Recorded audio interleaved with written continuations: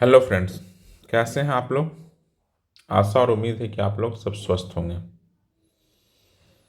तो कल फाइनली 4 जनवरी 2025 है और इसी दिन प्री एग्ज़ाम होने वाला है। बीपीएससी का री एग्ज़ाम होने वाला है। जिनका भी बापू परीक्षा सेंटर में एग्जामिनेशन हॉल में सेंटर था, सारे लोगों का कल एग्ज़ाम है। आप लोगों को ऑल द बेस्ट। जाइए, अच्छा कर आइए। All the best. मत सोचिए क्या हो रहा है आंदोलन में, क्या होगा आंदोलन का, कुछ भी आपको नहीं सोचना। आपको बस अपना बेस्ट अगले जाना और समय से चले जाइएगा, 1 मिनट लेट नहीं कीजिएगा और सारे लोग जाकर एग्ज़ाम दीजिए, अच्छे से दीजिए। जितना आपको लगता है आपके जितना भी आप लोगों को आता होगा सारा करके आइएगा। कुछ नहीं सोचना कि क्या होगा, एग्ज़ाम कैंसिल होगा या नहीं होगा, नहीं आपको सोचना। आपको कल अच्छा परफॉर्म करना है। ये हुआ एक बात। अब हम लोग बात करते हैं इस 17th बीपीएससी का एग्ज़ाम का। अभी क्या आंदोलन का स्टेटस है, री एग्ज़ाम होने की कितनी प्रोबेबिलिटी है, हो या ना हो री एग्ज़ाम। लेकिन हम लोग उस एग्ज़ाम के साक्षी बन चुके हैं कि एग्ज़ाम सबसे बदनाम एग्ज़ाम अब तक का इतिहास का सबसे बदनाम एग्ज़ाम हो चुका है। इसमें कहीं भी दो मत नहीं है कि ये बीपीएससी के इतिहास का सबसे बदनाम एग्ज़ाम हो चुका है। तो अब क्या करना है, हम लोग तो इसके साक्षी हो गए हैं कि बीपीएससी के इतिहास का सबसे बदनाम एग्ज़ाम है। शुरू से सोचिए, हम लोगों की कितनी उम्मीदें थी कि 17th बीपीएससी में 2000 से प्लस सीटें आ रही हैं, 2000 प्लस सीटें आ रही हैं। सबको एक उम्मीद था, इसमें अच्छे पोस्ट भी थे, एसडीएम डीवाईएसपी सब अच्छे पोस्ट हैं, सब अच्छे पोस्ट आ रहा था। सारे बच्चों की एक उम्मीद था कि बहुत इस बार एक नौकरी ले लेंगे। जितने भी बहुत साल से यूपीएससी दे रहे हैं लेकिन किसी कारणवश उनका फाइनली नहीं सेलेक्ट हो रहा था, सब लोगों को लग रहा था इस साल एक नौकरी ले लेंगे। 69 बीपीएससी में एक पैटर्न आता है, वो उस बीपीएससी के प्रीलिम्स के पेपर को लोग कहते हैं कि बहुत अच्छा पेपर था, बहुत अच्छा पेपर आया, बीपीएससी पीसीएस का पेपर इस लायक होना चाहिए। लोग इसके अकॉर्डिंगली प्रिपरेशन करना शुरू कर देते हैं कि बहुत ही कॉन्सेप्चुअल तैयारी कर रहा है लोगों को पिछले एग्जाम में था कि इंसॉल्वेंसी एंड बैंकरप्सी कोड है क्या, स्वामित्व योजना है क्या, फैक्ट नहीं पूछा। इस बार लोग एग्जामिनेशन हॉल में जाते हैं तो पता चलता है ठगा महसूस करते हैं कि एग्ज़ाम का जो पैटर्न है वो बहुत ही वन लाइनर आ गया, वन लाइनर। अब क्या हुआ, जो बच्चे बहुत अच्छी तैयारी थे, जो यूपीएससी दे रहे थे और जिनकी तैयारी बहुत अच्छी थी, उनके अब वो ठगा महसूस ही क्यों करने लगे, क्योंकि जो एक कम पढ़ने वाला एक बहुत पढ़ने वाला बच्चा दोनों बराबर आ गया, सबके 80 से 85 नंबर आने लग गए। एक ये हुआ, यहाँ तक भी ठीक था सब चीज़ें। फिर कुछ देर के बाद पता चलता है कि अब जैसे पहला ही कि उसी दिन पता चलता है कि बापू परीक्षा हॉल में ये लोग एग्ज़ाम सही से नहीं कंडक्ट करा पाए, जिसके कारण वहाँ विरोध प्रदर्शन हुआ। विरोध प्रदर्शन में एक डीएम थप्पड़ मार देता है कि स्टूडेंट को, वो होता है और बवाल कटता है। फिर 2-3 दिन बाद बीपीएससी कहती कि उस एग्जामिनेशन हॉल का सेंटर का हम लोग एग्ज़ाम कैंसिल कर देते हैं। फिर बात आता है कि अब जो 12,000 जो बच्चे बापू परीक्षा केंद्र में थे और जो बाकी परीक्षा केंद्र, मान लीजिए 3 लाख बच्चों का पेपर को बराबर कैसे मापोगे, कौन सा क्राइटेरिया लाओगे, इसको लेकर बवाल होता है। 18 दिसंबर से शिक्षा सत्याग्रह शुरू हो जाता है, शिक्षा सत्याग्रह शुरू हो जाता है। उससे पहले क्या होता है, एक नॉर्मलाइजेशन नाम का एक जिन लाया जाता है, नॉर्मलाइजेशन नाम का।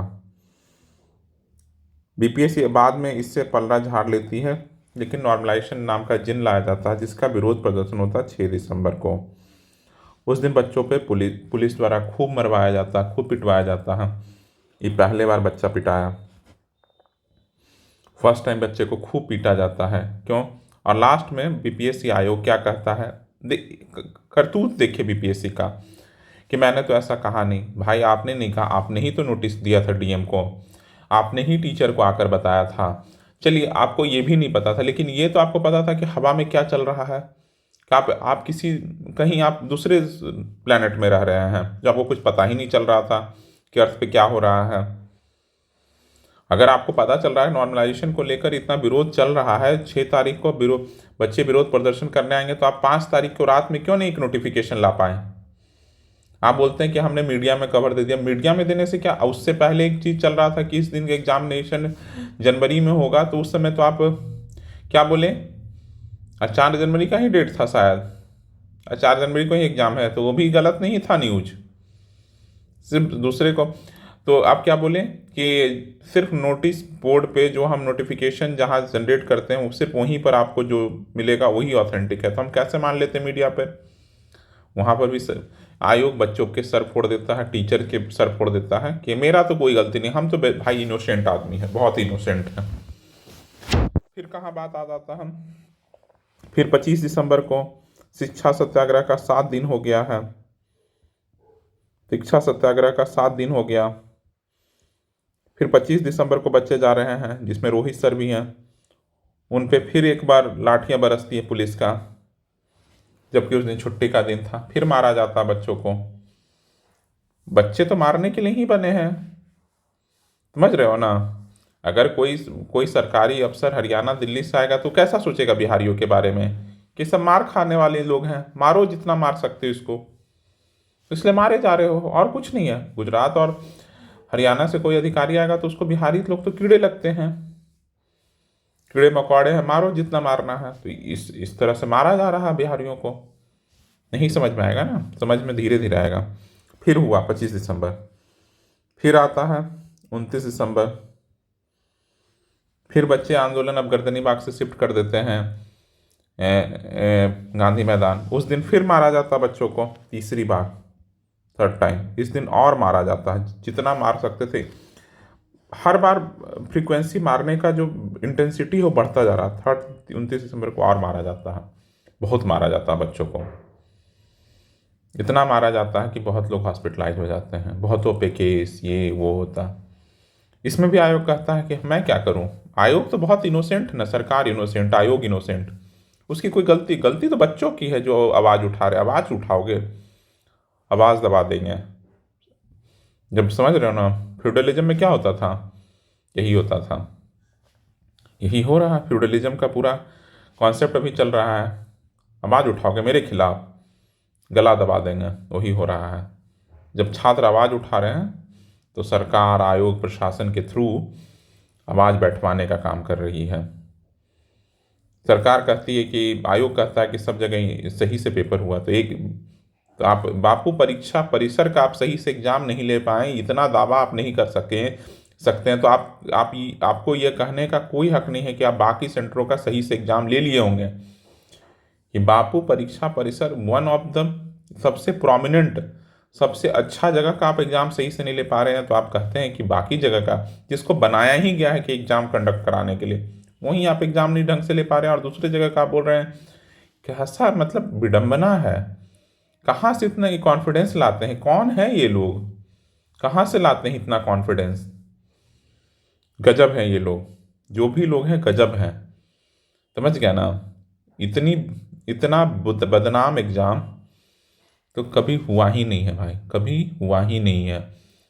पीसीएस के इतिहास, हम तो बीपीएससी के इतिहास का बोल रहे थे, पीसीएस के इतिहास का सबसे बदनाम एग्ज़ाम 70वीं बीपीएससी है, समझ गया ना? और हम लोग उसके क्या कहते हैं, हम लोग उसके बने हैं, गवाह बने हैं कि हम लोग इस बीपीएससी को दे रहे हैं। जैसे IIT JEE में 1996 में पेपर आउट हुआ था, उसके गवाह लोग बने होते हैं कुछ लोग, कभी कभी लोग होता है। और इसमें एक ही आदमी दोषी है, कोई और दोषी है ही नहीं, सिर्फ एक आदमी दोषी है, आयोग, मतलब एक संस्था। और उसको कौन संरक्षण दे रहा? सरकार के संरक्षण में, सरकार के संरक्षण में आयोग ये कारनामा कर रहा है। कोई SOP नहीं, कुछ भी नहीं, जो मना रहा है जो कर दो, जैसे मना रहा वैसे कर दो। न पेपर सेट करने का बोलता है कि हम लोग मजाक उड़ा ही रहे हैं कि पेपर सेट करने के लिए अलग अलग राज्यों से आते हैं। अगर उनकी इतनी औकात है पेपर सेट करने का, पैसा नहीं देता होगा आयोग भाई, सबको एक चाय पे भी बोलता होगा बना दो पेपर, तो क्यों कोई दिमाग लगाएगा। पैसा प्रॉफिट, यहाँ भी प्रॉफिट खोज रहा सरकार ना, क्यों पैसा खर्च करें, यही है। चलिए हम लोग सब इस बदनाम परीक्षा का के साक्षी बन रहे हैं, आप लोग भी बन रहे हैं। लेकिन इससे बदनाम एग्ज़ाम कुछ नहीं हो सकता। जितना भर्सना, जितनी बुराई कर सकता हूँ इस एग्ज़ाम प्रोसेस का, एग्ज़ाम के लोगों का, एग्ज़ामिनेशन कंडक्ट कराने वाले लोगों का, उतना कम है, कम ही कम है। चलिए इस पे तो 1 दिन 2 दिन 4 दिन 10 मिनट 20 मिनट की वीडियो में क्या होगा, इतना आक्रोश अंदर भरा हुआ है।